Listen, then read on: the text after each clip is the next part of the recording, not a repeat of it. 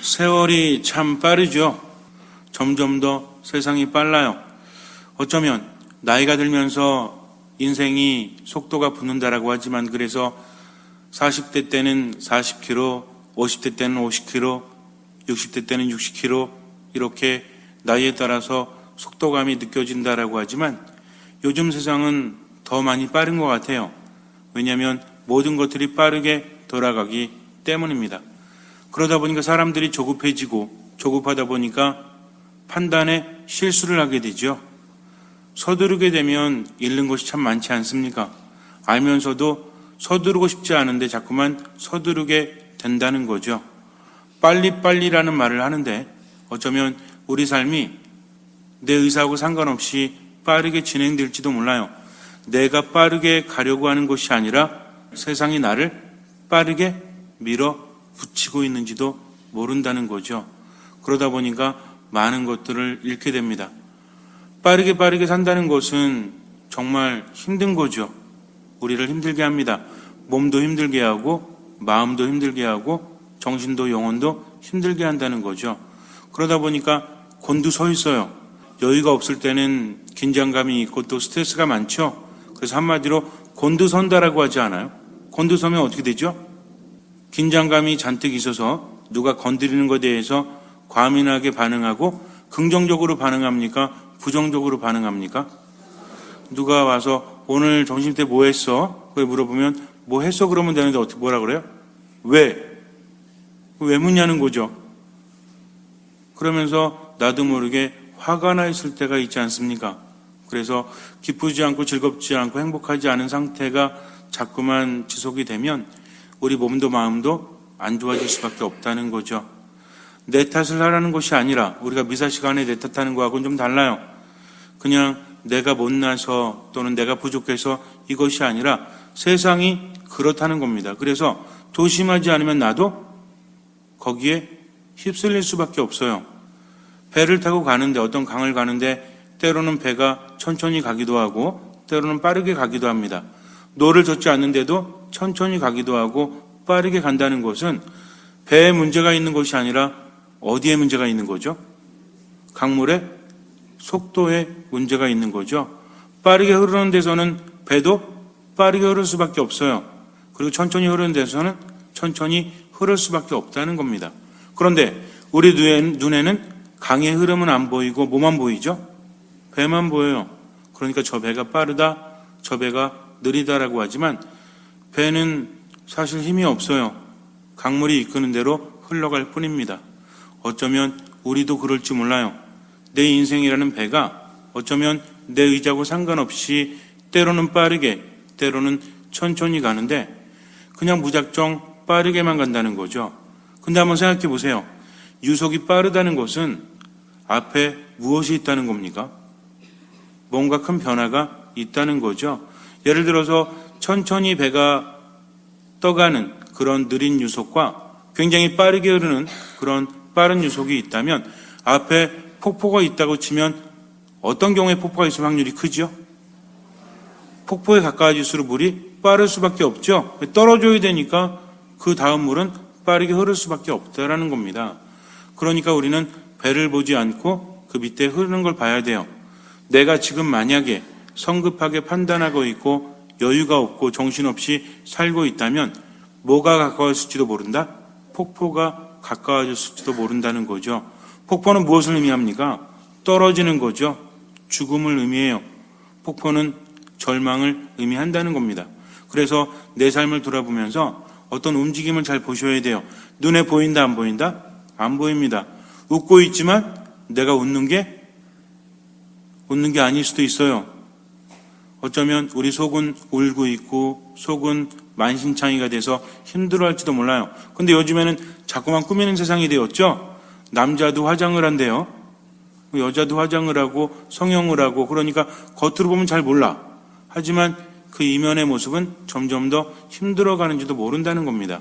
그래서 내 삶 안에서 내가 느낄 수 있는 신호를 잘 잡아내야 돼요. 지금 내가 이렇구나, 지금 저렇구나. 분명히 배를 보면 안 된다고 했습니다. 지금 내게 느껴지는 1차적인 감정은 배랑 같아요. 그러나 그 뿌리가 되는 것을 볼 수 있어야 합니다. 왜 화를 내는지, 왜 슬퍼하는지, 왜 미워하는지, 왜 시기하는지 뿌리를 알지 못하면 우리는 해결할 수 없기 때문이죠. 어떤 사람이 공에 바람을 넣고 있는데 바람을 넣는 펌프를 보면 펌프하고 이렇게 줄이 있죠. 근데 아무리 넣어도 바람이 들어가질 않는 거예요. 그래서 왜 그런가 봤더니 펌프의 줄에 빵꾸가 났습니다. 그러니까 연신 펌프질을 해도 그 공기가 들어가야 되는데 이 공 구멍에 바늘이 맞춰지면 압력이 세죠. 공으로 들어가지 않고 얼로 빠져나가는 거예요. 줄에 빵꾸 난 부분으로 자꾸만 공기가 빠져나가고 있다는 거죠. 그래서 빠르게 줬어요. 빠르게 펌프질 했습니다. 그러면 어떻게 될까요? 빠르게 하니까 공 안으로 공기가 들어갈까요? 거기는 구멍이 조그마니까 압력이 세죠. 그런데 줄에 난 빵꾸는 구멍이 크니까 압력이 세지 않으니까 어때요? 공으로 들어가지 않고 옆으로 빠져나간다는 거죠. 펌프질을 강하게 하는 만큼 더 옆으로 빠져나갈 수밖에 없어요. 그래서 더 열심히 펌프질합니다. 그럼 어떻게 될까요? 더 열심히 빠질 뿐 공에는 바람이 들어가지 않습니다. 어떤 사람이요, 양을 치고 있는데 이 사람이 양을 잘 쳤고 또 양들이 새끼도 잘 낳아줘가지고 굉장한 부자가 됐습니다. 근데 어느 날 밤 이렇게 양들을 보살피고 있는데 도둑놈이 와서 양 한 마리를 훔쳐가는 거예요. 열받습니다. 내가 여태까지 얼마나 정성스럽게 저 양들을 키웠는데 하면서 문을 열어둔 채 도둑을 따라갔어요. 잡히면 가만 안 두겠어. 그래서 도둑을 잡은 다음에 엄청나게 때려줘가지고 거의 반초주검을 만들어 놓고 돌아왔습니다. 그래서 응징을 했으니까 마음은 후련했어요. 근데 와서 보니까 문이 열려 있었어요. 양들이 다 도망가고 없었습니다. 이 사람은 어떻게 됐을까요? 화병으로 죽었을지도 몰라요. 도둑을 쫓아간 이유는 무엇이죠? 양을 훔쳐갔기 때문에, 내 양이 사라졌기 때문에 쫓아가서 복수하고 돌아왔지만 결과는 어땠습니까? 더 많은 양들을 잃어버렸다는 거죠. 생각을 바꾸면 우리들의 느낌이 바뀔 수 있습니다. 그러나 생각이 단번에 바뀌는 거 아니에요. 하느님께 맡기고 또 맡기고 그러면서 하느님께로부터 지혜를 얻고 힘을 얻어야만 우리 생각들이 바뀔 수 있다는 거죠. 혼자 한다는 거 너무나 힘들죠. 몰라서 못하는 경우가 어디 있습니까? 아는데도 안 되기 때문에 문제가 된다는 거죠. 우리 삶에 일어나는 일, 내가 하느님께 맡기면서 그 무엇도 판단하거나 그 무엇도 선입견이나 편견을 가지면 안 된다는 거죠. 왜? 판단하고 있다는 것은, 선입견이 강하다는 것은 지금 빠르다는 얘기입니까? 아니면 빠르지 않다는 얘기입니까? 빠르다는 얘기죠. 아까도 말씀드렸지만 내 감정이 빠르게 판단하고 있다면 어떤 신호다? 지금 배를 보면 안 된다고 했죠? 뭐가 빨라진다? 유속이 빨라진다는 것은 어디가 가까워졌다? 죽음이라고 뭐 한 번에 말씀하시지 마시고 어디 가서 그러시면 안 돼요. 자, 배가 떠가는데 유속이 빨라집니다. 어디 가까워졌습니까? 죽음이요. 이렇게 말하면 좀 안 됩니다. 여러분들은 깨달았기 때문에 그렇지만, 그래서 이치를 한번 보라는 거죠. 자기 감정에 빠져서 세상을 바라봐서는 아무것도 해결되지 않아요. 제가 가끔 그렇게 말씀드리지만 연인 간에 싸울 때 보면 재밌죠? 가끔 커피숍 같은 데 가면 남들이 들으니까 안 싸우다가 워낙 열받으면 싸우는 걸 잠깐 들을 때가 있어요. 그러면 서로 말하는데 들어야 안 들어요? 상대방이 말하는 건 안 들어요. 누구 얘기만 해? 자기 얘기만 해요. 그러니 해결이 됩니까? 안 됩니까? 서로 이야기하니까 들어주지 않는데 내 얘기를 들어주지 않는다고 해서 더 큰 소리로 얘기하고 상대방은 듣겠어요? 안 들으니까 더 큰 소리 얘기하고 이러다가 열받아가지고 그냥 서로 완전히 끝내기도 하지 않습니까? 보는 사람은 재밌겠지만 당사자들은 정말 힘들죠. 남는 게 있어요? 남는 거 아무것도 없어요. 내 뜻을 전달하지도 못했고 원치 않는 상처만 주었기 때문입니다. 세상이 그렇다는 거죠. 하느님의 말씀이 때론 받아들이기 힘들 때가 있어요. 그러나 왜 그럴까를 한번 생각해 보세요. 용서하라고 하십니다. 마음으로부터 용서해라. 원수까지도 사랑해라. 아니 어떻게 용서할 수 있습니까? 상처가 나면 이 상처가 아물기 전에는 계속 아프죠? 손가락을 베었을 때도 나을 때까지는 계속 아픕니다. 마음의 상처는 눈에 보이지 않지만 상처가 있기 때문에 용서할 수 없다는 거죠. 나를 아프게 했거나 내게 손해를 끼친 사람을 어떻게 용서할 수 있겠습니까? 말로 한다고 용서가 되나요? 생각한다고 용서가 되나요? 그러나 중요한 것은 하느님 안에 머무는 사람은 어떻게 한다고 그랬죠? 교만하다고 했습니까? 겸손하다고 했습니까? 이제 우리는 겸손의 의미가 무엇인지 잘 깨달아야 돼요. 겸손과 교만의 근본적인 차이는 무엇입니까? 하느님은 높고 나를 낮추는 사람은 겸손한 사람이죠. 나를 높이고 하느님을 낮추는 사람은 교만한 사람이라는 겁니다. 이 구분을 잘하는 사람일수록 하느님 안에 온전히 더 머물 수 있어요. 내가 어떻게 용서할 수 있어요? 받은 상처가 얼만데 내가 어떻게 그 사람을 이해할 수 있어요? 라고 말하는 사람은 어찌됐든지 간에 내 상처를 바라본다면 자기중심적이지만 하느님께서 하신 말씀과 내 뜻과 부딪힌다면, 그래서 용서할 수 없다라고 한다면, 하느님은 용서하라고 하신다면 결국은 어떤 이유 때문에 용서하지 못하든지 그것은 교만입니까? 겸손입니까? 교만이라는 거죠. 이제는 개념을 다르게 해야 돼요. 교만이라는 것은 잘난 체 하는 것이 아니라 하느님의 뜻보다는 내 뜻을 먼저 행하려고 하는 것, 하느님의 뜻을 저버리는 것이 바로 교만이라는 거죠. 여기부터 모든 것이 시작되지 않습니까? 우리가 이야기할 때 교만하기 때문에 불순종했고 그로 인해서 죄가 세상에 들어왔고 우린 죽을 존재가 되었다는 것을 잘 해석하고 받아들여야 합니다. 어찌됐든지 간에 어떤 이유가 되었든지 간에 하느님의 말씀을 따르지 않는다면 그것은 겸손이라고 말할 수 없다는 거죠. 그렇지 않습니까? 믿음이라는 것은 나의 심장을 하느님께 드리는 거다. 그래서 그분이 어떤 말씀을 하시든지 간에 우리는 어떻게 대답한다? 이 몸은 주님의 종입니다. 말씀하신 대로 이루어지기를 바랍니다. 내 뜻은 아무것도 없어요. 당신이 말씀하시니까 저는 그저 바랄 뿐입니다. 나는 아무것도 아니지만 당신께서 그렇게 하시겠다니 최선을 다해서 당신을 따르겠습니다. 이게 믿음이라는 거죠. 이게 겸손이라는 거죠. 자세가 다릅니다. 그래서 하느님 어떻게 용서할 수 있어요? 어떻게 받아들일 수 있어요? 라고 고집을 부린다면 그 사람은 하느님 안에 온전히 머물지 못하는 거죠. 전 여러분께 쉽다라고 말씀드리는 것이 아닙니다. 쉽다 어렵다가 문제가 아니라 뭐가 문제라고 했죠? 사느냐 죽느냐입니다. 이거 헷갈리면 안 돼요. 자꾸 헷갈리면 안 돼요. 자, 지금 제가 문제를 낼 텐데 답이 두 개예요. 아시겠죠? 잘 생각하셔야 합니다.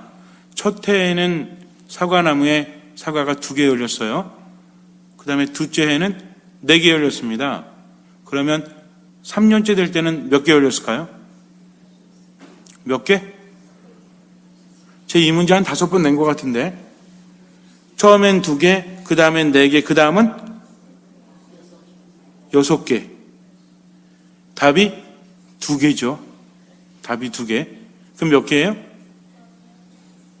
2개. 답이 몇 개라고요? 2개. 무슨 얘기인지 아시겠습니까? 소가 새끼를 낳습니다. 첫 번째를. 그래서 첫 번째 소를 이제 얼룩이라고 이름을 줬어요. 그리고 두 번째를 낳았더니 얘가 껌둥이라고 줬습니다. 세 번째 새끼를 낳았더니 이게 흰색이야. 이름이 뭐였을까요? 이름이 2개예요. 제가 답이 2개라고 했잖아요. 처음에.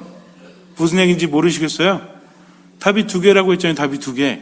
자, 처음에 첫날 월요일 날은 중국집 가서 짜장면을 먹었어요.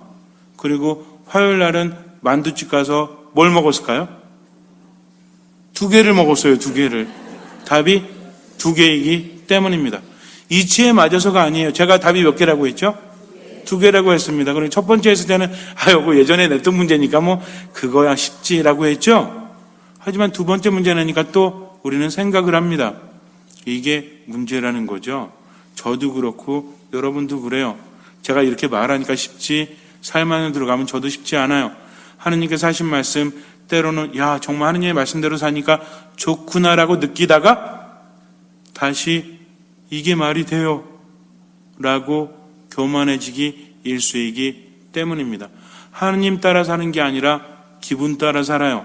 감정 따라 살아요. 그래서 문제가 끊이지 않는다는 거죠. 실제로 삶의 고통 중에서 90% 이상은 나 때문에 그래요. 고집을 부리니까, 판단하니까, 믿지 않으니까, 하느님 안에 머물지 못하니까 그것을 스스로 감당하고 산다는 거죠. 그러니까 돌아보면 어때요? 나는 변했어요, 안 변했어요? 번번이 이러지 말아야 되겠다 했으면서도 돌아보니까 번번이 내가 변하지 않아서 당했던 고통, 나로 인해서 다른 사람들이 당하는 고통, 결국은 나 때문이지 않습니까? 내 안에서도 뭐 때문에? 고집 때문이라는 거죠. 내 안에 판단 때문이라는 겁니다. 펌프질 하다가 아까 처음에 드린 얘기, 공에 바람을 넣는데 펌프에 빵꾸가 나면 어떻게 해야 돼? 펌프 줄부터 떼우고 공에 바람을 넣어야 합니다. 내 양들을 지킬 때 어떤 도둑놈이 양 한 마리 훔쳐가더라도 쫓아가면 안 되는 거죠. 남아있는 양들을 지키기 위해서입니다. 무엇이 현명합니까? 우리가 이제는 알아야 한다는 거죠.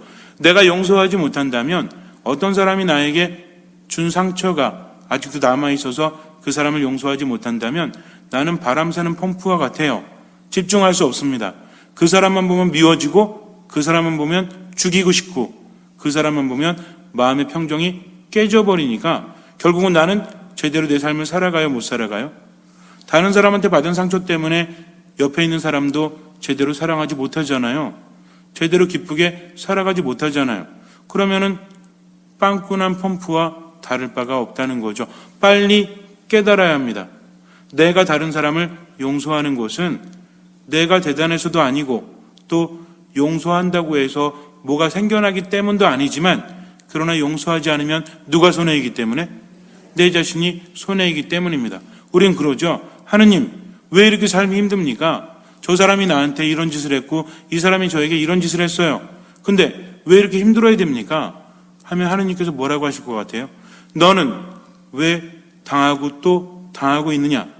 나는 너에게 즐거움을 주었고 기쁨을 주었는데 네가 과거에 묶여서 용서하지 못하고 마음으로 이해하지 못하니까 힘들고 있는데, 나는 너에게 살아갈 힘을 주었는데 너는 그 힘을 원망하느라, 복수하느라, 안 좋은 생각을 품느라 다 써버렸으니 네가 즐길 수 있는 에너지가 남아있지 않지 않느냐?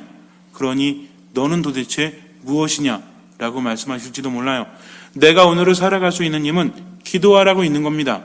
지금 주어진 것에 대해서 감사하고 누리라고 있는 거지, 그 힘을 가지고 원망하는 데 쓰고 미워하는 데 쓰고 또 증오하는 데 쓰고 복수하는 데 쓴다면 우린 참으로 어리석은 사람이라는 거죠. 그래서 이제는 달리 생각해야 돼요. 내가 그 사람을 용서할 수 없다, 그 사람을 이해할 수 없다가 아니라 나를 위해서 하느님께 모든 것을 맡기고 이해하려고 기도하는 거죠. 이해하려고 노력하는 겁니다. 겸손한 사람은 판단하지 않고 뭐 한다고 그랬죠? 들으려고 한다고 했습니다. 그분의 말씀을 듣고 하느님의 말씀으로 받아들이고 실천하기 위해서 최선을 다할 뿐이죠.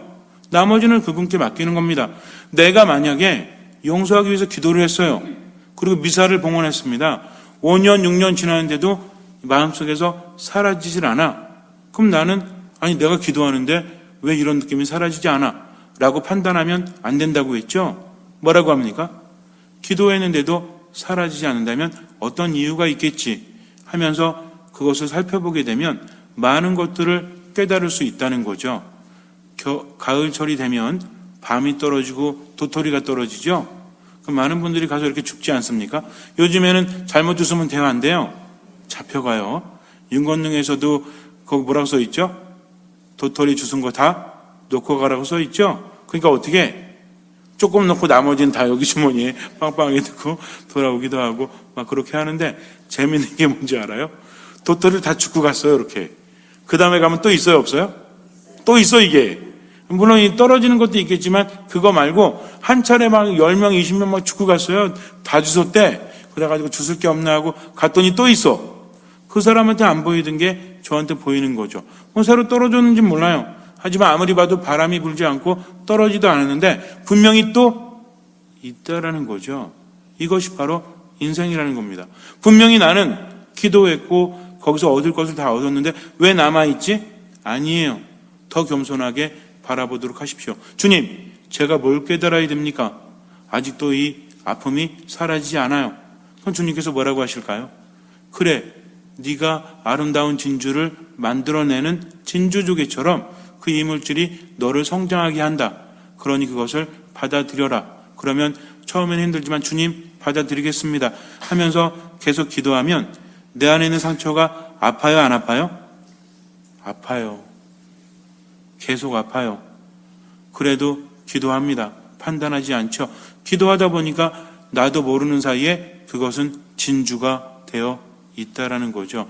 그렇기 때문에 모든 것에 감사할 수 있는 거죠. 좋은 일은 좋은 일이기 때문에 감사하고 때로는 힘든 일이 있으면 그 힘든 일 때문에 더 감사할 수 있어요, 없어요?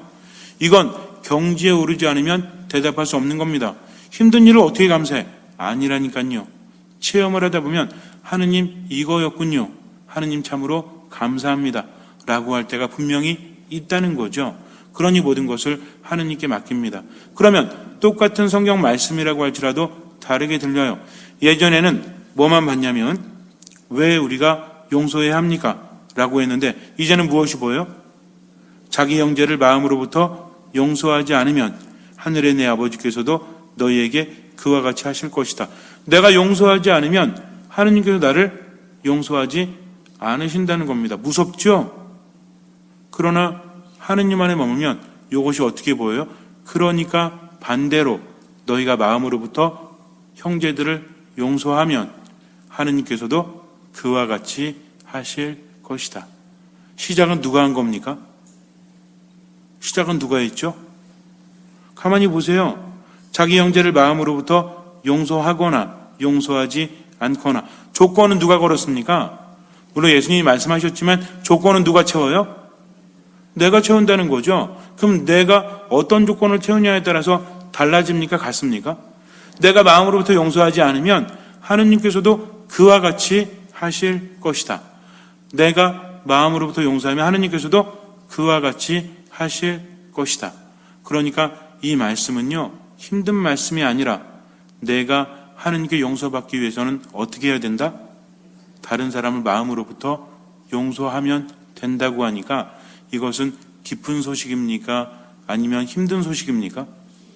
기쁜 소식이에요. 예수님께서는 답을 알려주시는 겁니다. 하늘나라 가고 싶으시죠? 세상에서도 하느님 안에서 행복하고 싶으시죠? 그럼 어떻게 하면 돼? 마음으로 용서하면 돼요. 쉽지는 않아요. 그러나 최선을 다하면 나머진 주님께서 채워주시기 때문입니다. 왜냐하면 주님의 도우심이 없이는 우리는 무엇도 할 수 없어요. 용서도 뭐가 있어야 돼? 주님의 도우심이 있어야 한다는 거죠. 그러니 삶이 무거워요, 가벼워요? 내가 용서하지 못하는구나. 무거워요? 비교적 가볍죠. 왜? 내가 용서하지 못하네? 놀랄 필요 있어요, 없어요? 어차피 난 용서할 수 없는 존재예요. 그러니까 뭐합니까? 겸손하게 주님의 도우심을 청한다는 거죠. 그래서 도우심을 청하고 머물고 또 실천하고 머물고 기도하고 말씀 안에 있고 미사 안에 있고 계속 하다 보니까 나도 모르는 사이에 성장하고 내 안의 고통은 이미 진주가 되어 있다는 거죠. 그러니까 미리 삶에 대해서 판단하고 왜 이렇게 힘드나 이러지 말고요. 그럴 시간에 더 마음껏 행복해하고 감사하면서 혹시라도 용서할 수 없는 사람이 있다면 마음으로 기도하세요. 하느님께 모든 것을 맡기셔야 합니다. 이렇게 하지 않으면 그 사람은 하늘나라 가지도 못할 뿐만 아니라 세상을 살면서도 구멍난 펌프처럼 아무리 용을 써도 제대로 삶을 이루지 못하고 살아간다는 거죠. 선택은 바로 우리가 해야 합니다. 잠시 눈을 감으세요. 어떻게 용서할 수 있는가가 아니라 주님 제가 용서하오니 저희 죄를 용서하십시오. 주님의 기도처럼 날마다 그렇게 살아야 합니다.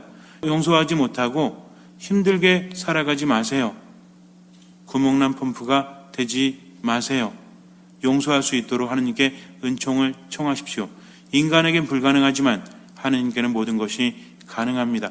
그러니 겸손되이 무릎 꿇고 하느님께 청하십시오. 주님, 제가 용서하지 못하는 사람들, 제가 싫어하는 사람들, 미워하는 사람들을 당신의 마음으로 용서하게 하십시오.